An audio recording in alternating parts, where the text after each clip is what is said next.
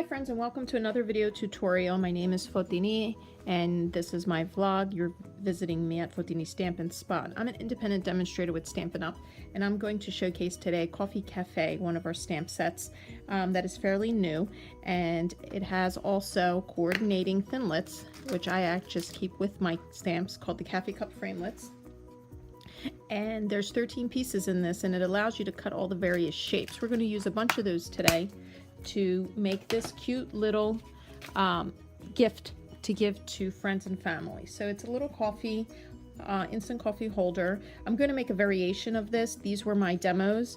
I got the concept and the measurements from the paper chef, Rose Castillo, and I'm using these larger caramel latte instant coffees. However, she used two smaller ones.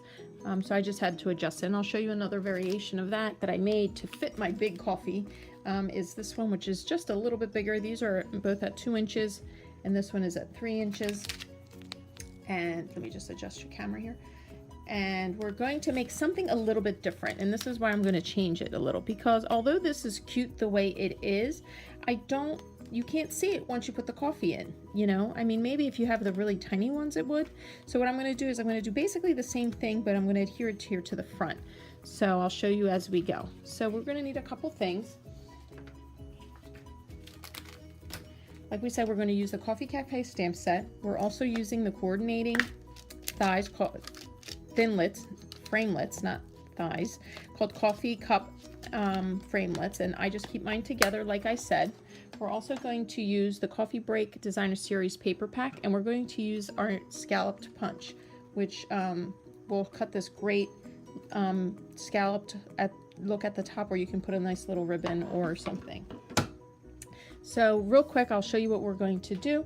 It's very easy. We're going to first do our stamping. We're going to use early espresso, and we're going to stamp out our sentiment, and we're going to stamp out our lid. So we're going to do that first. And this sentiment is going to get cut out with our, not a good one there. Let's flip it over. There's always two sides. Make sure you have your stamps inked good, and make sure you press. So press, that's so much better. And then we're going to take our lid, which is on my D block. It's all ready to go. We have Stampin' Up has a bunch of great various sizes that you can use. You can either buy them one at a time, or you can buy them in a big group. They're versatile when you want to do stamping that has a lot of different sizes. It allows you to kind of just go without having to stop what you're doing. And the other thing is I have a little heart here, and this heart is a die to cut out the stopper from when you make your coffee, when you put your coffee, when you get it from the coffee place. So I'm just going to put that up here. I'm just keeping everything simple by using one color. You of course can make it vary, it's up to you. So that part is done. The stamping is basically done. What we're going to do now is we're going to take our Big Shot. This is our plate, and we're going to run this through. This is going to get cut out by this die, and I'm using a magnetic platform, which allows my thinlits to kind of stick to the platform. If yours, if you don't have one, or if yours is kind of wonky and it doesn't like to stay and it moves all around, which sometimes mine does, you can always use a little bit of washi tape or something, you know, to keep it in place. For example, because I know this is small, I can use these to just kind of keep them in place. I know I can get them off easy afterwards, and they're reusable, so like that. Okay, the other thing I'm going to cut out is, because I have some scraps, there's a coffee cup here, and we actually have a thinlit for that, so we're going to just take advantage of it. And see what I'm saying about being wonky? It doesn't want to stay. You can maybe move it around and see if there's another spot where the magnets are more agreeable.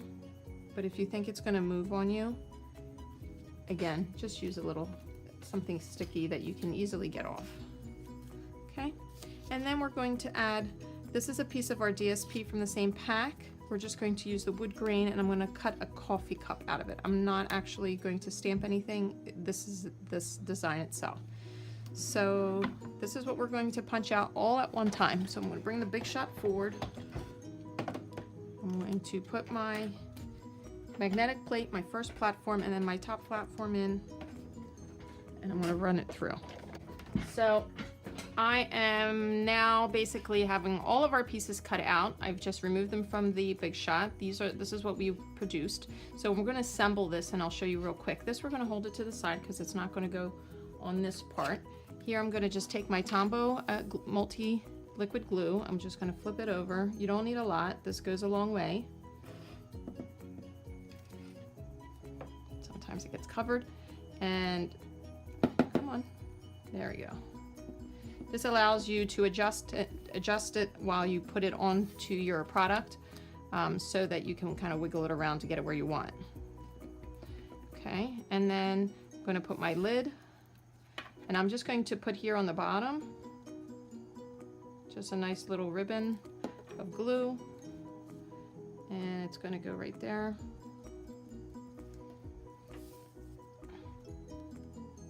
Okay. And then the only other thing is we're just going to put a dab glue right here. We're going to put it on top, and this is our stopper. Okay, so that's the embellishment that we're going to use. Now we're going to put the card together. So the card has 3 pieces to it. So it has one piece of cardstock, which is cut at 11 by, I think I said 2.5. And then I have a longer piece of DSP cut at 4 by 2 1/4, and then a smaller piece of DSP, which is 2 7/8 by 2 1/4. We're just going to glue these on, but before we do that, we have to score this and we have to punch it. You know what? We're not going to punch it because it might be a little hard at 2.5. I don't think it will fit. Yeah, it won't fit. So with the 2-inch, we were able to, with this 2-inch, for example, we were able to punch it out because this is the proper size. But at 2.5, which I wanted a little bigger, it's a little hard to punch. But to make it look pretty, what we can do, let me find my corner rounder. You can just round the corners and just punch a hole in. So we're just going to take this. This is not a Stampin' Up! Product. It's just something that I have. And we're just going to round the corners just like that. Make sure we have it in place. Okay. And then we could just cut a hole punch using a hole punch here at the top, and you can put your ribbon, which I don't have my hole punch right now, so we're just going to let that go. So now to score it, I'm going to take out my scoring tool, or actually my Stampin' Up! Trimmer, which has a scoring blade on it. And the blade is going to allow me to score, just moving some stuff out of the way here so you all can see. It's going to allow me to score. So what we're going to take is the non-trimmed, the bottom side, not the top that we just did. And we're going to score it at 1/2 inch. And then we're going to score it at 3.5.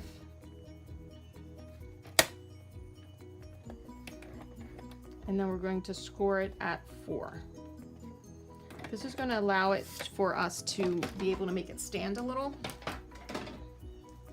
So we're just going to then take our bone folder and just crease in these, and then crease this as well. Okay, and so this is going to kind of go like that. But because this is too flat here, I guess what we could have done another half and made it like a rectangle, but what we're going to do is we're just going to give it a little bend, but we'll do that after we put our DSP on. So let's put our DSP. I'm going to use again Tombow glue.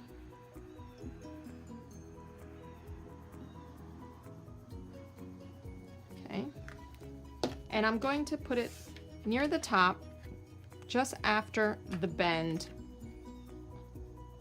And Tombow allows you to position it and move it around just after the curve. Just push that flat. And then our bottom piece is going to go here. Please make sure if you're using a designer DSP that has a pattern, that your pattern is not upside down when you apply this piece here, because it can easily happen. Okay. And then we're going to put this on. And after we put this on, we have to actually make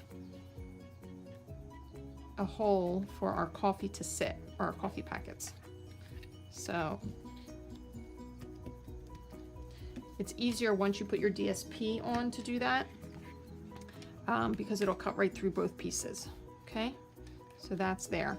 So this is going to go here in the front, and instead of up here. I just didn't like how it was always hidden, although it looks pretty up there. I'm good. It just wasn't looking nice. So I'm going to adhere it here, but this will have to bend. So let's run this through the Big Shot, and I'll tell you what we're going to use to do that. So we're going to use one of our framelets, or thinlets I should say, from the layering ovals. So this is our layering oval dies, and we're going to probably use, I think this one will be okay. It's not too big, it's not too small, and it'll cut through. So imagine it being somewhere like right here. So put the paper in the proper direction, put that here. Again, you can use the trick of putting a little bit of tape to hold it in place, and we're going to run it right through. And our cards and our gift is almost done. You'll see how quickly this will come together. And that's great, because then you can do a lot of these. See? Perfect. And that's good too. So we just put this back so we don't lose it. All right, so now that we have that, the only other thing we have to do is I want to bend this a little bit, take my bone folder and just pull up towards the paper, and I'm just using my thumb as a guide to kind of help give it a little bit of a fold, because I don't want it completely flat. So do you see what I'm saying? Okay, and we're going to just put some glue here, and our card's pretty much done, our little gift. You can use any designer series paper. You don't have to use coffee. You can use tea. You can use, I don't know if they have hot chocolate packets, but this obviously can be adjusted to be bigger so that you can put a hot chocolate packet in. Okay, so that's going to go there. And the other things that we're just going to add is, because I don't want this completely plain up here, I am going to use a little, this is early espresso thread, twine, from I think one of my paper pumpkin packets. I think I might have had it, but you know, it still works. So I'm just going to just kind of tie it around. I think 3 times is good. And I'll cut some of this off. And this is just going to give some kind of a, let's try this again, some kind of a little bit of a design near the top, even though I'm not putting our coffee cup up there.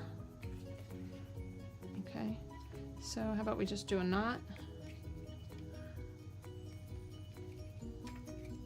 which helps to secure it. And then I'm going to take my little coffee cup that we cut out, and I'm going to pop it up on a dimensional. And I'm using just some scrap dimensionals that I have. Use these up as well, don't waste them. They work. Just pop one up here. And I put it right on top of the thread, so it'll keep that in place as well. And then I'm going to put the other dimensionals on my coffee cup.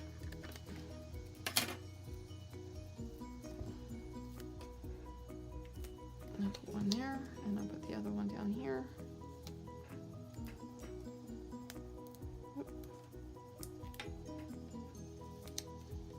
And peel the backing. And you'll see how cute this is going to look. I think I'm going to like it this way better. Come on, sticking to me. All right, so I think I'm going to put this a little further down because it's not going to be needed there. I'm going to adhere the dimensionals, as you see, are on the bottom, so I'm going to put it like kind of right there. So now when I take my caramel instant whatever, I'm going to squeeze it here. I'm going to put it right in here.